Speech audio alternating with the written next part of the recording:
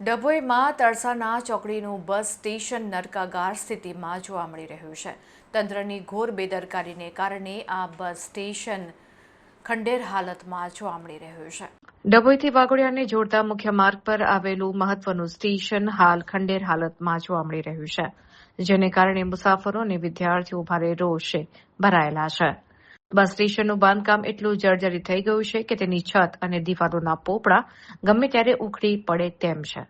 અકસ્માતના ડરથી મુસાફરો શેડની નીચે બેસવાનું ટાળી રહ્યા છે. બીજી તરફ હાલમાં 44 ડિગ્રીની કાળઝાળ ગરમીમાં શેડની યોગ્ય વ્યવસ્થા ન હોવાથી નાના બાળકો, વૃદ્ધો અને વિદ્યાર્થીઓએ ખુલ્લા તડકામાં બસની રાહ જોવી પડી રહી છે.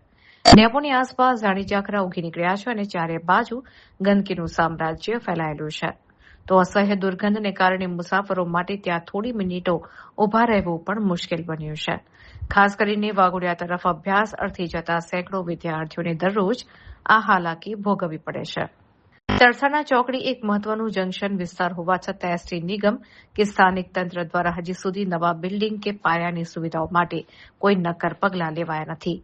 હાલમાં લોકોની એક જ માંગ છે કે આ બસ સ્ટેશનનું તાત્કાલિક નવીનીકરણ કરવામાં આવે અને પીવાના પાણી તેમજ સ્વચ્છતા જેવી પ્રાથમિક સુવિધાઓ ઉપલબ્ધ કરાવવામાં આવે.